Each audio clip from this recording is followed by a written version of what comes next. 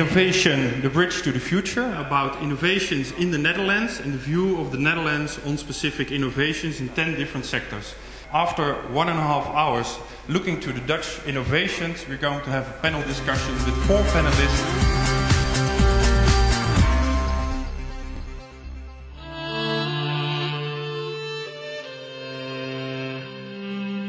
I want to create that type of techno-poetry. He asked me if I could find a simple way so that almost anyone in the world can have access to clean water. And we recently found new success and business-wise our first destination in the world of print. And suddenly a beautiful idea popped into my mind. The perfect, simple solution. And I'm now pointing my phone with layer at my page in the program booklet. It starts a recognition, and there you go. You see the button that I just added right there. It's a new language. It's a new way of seducing people.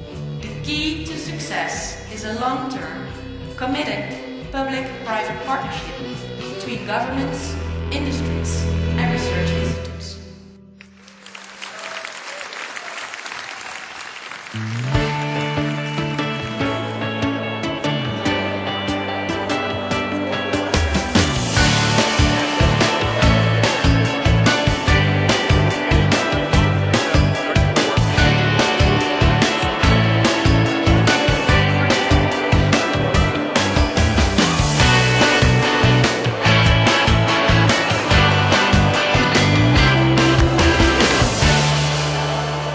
Thank you very much for coming back. I think just a few people are walking in. If it's possible, I would like to start the small movie with the introduction of Wubbo Ockels, moderator of this panel discussion.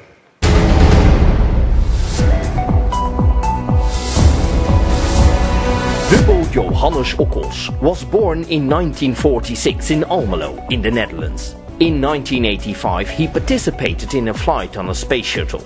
Ockels is currently Professor of Aerospace and Sustainable Engineering and Technology. He is working on alternative energy and is involved in developing of a high-speed superbus.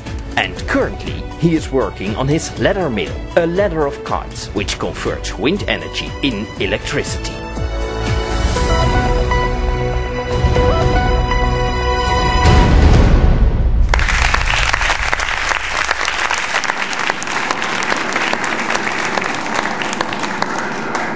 The space shuttle goes very fast. Each second, the space shuttle goes 100 kilometers per hour faster.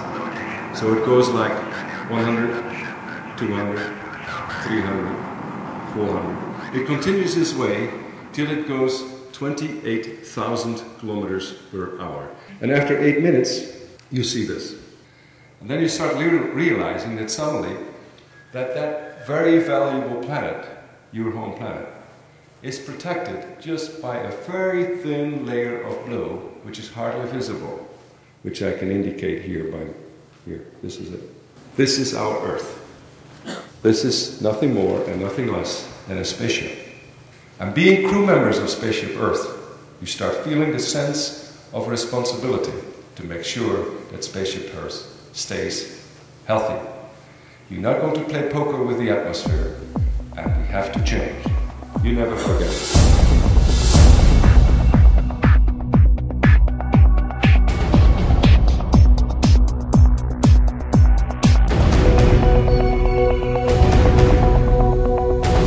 How innovative are the people in Turkey, and especially the young people?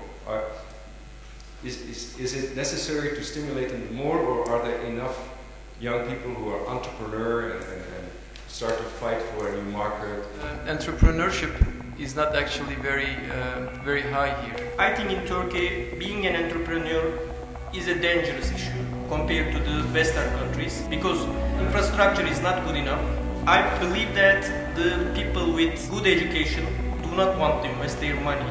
The easy part is to create the idea, the difficult part is to just evaluate. We produce the most comprehensive iPhone application for shopping centers. You see which level the shop you are looking for. But then, after a while, we realize that customers are just going directly to the shops without walking around. The difficult part is, we work with various stakeholders. I mean, we work with the ministry, we have the EU delegation, we have the contracting authority, we have the end recipients at the regions. So the main challenge is to, cooperate. Yeah, I understand. And coordinate. But I think there was one thing which I really liked in your statement, Berk, is that it's not working together with people who are alike. It is working with people who are disalike. I have another example of what is difficult for us. We are putting our garbage into three containers, recyclable, non-recyclable and reuse. And then municipality comes and collect them all, put in the same garbage. So that's the difficulty. This is not in the culture of the local government to think on that way. I was interested by your two examples, Sam, is yes, you can innovate, but it couldn't go the wrong direction. It can have the wrong effect, something which you didn't want, which means adaptation. You have to have the flexibility to adapt and the smartness to it. The difficulty I see is that many people perceive innovation as a risky entrepreneurship. And I personally think that that's where an enormous tool could be for government and for banks to insure the risk and therefore allow people to start while they cannot afford the risks themselves. So this has been the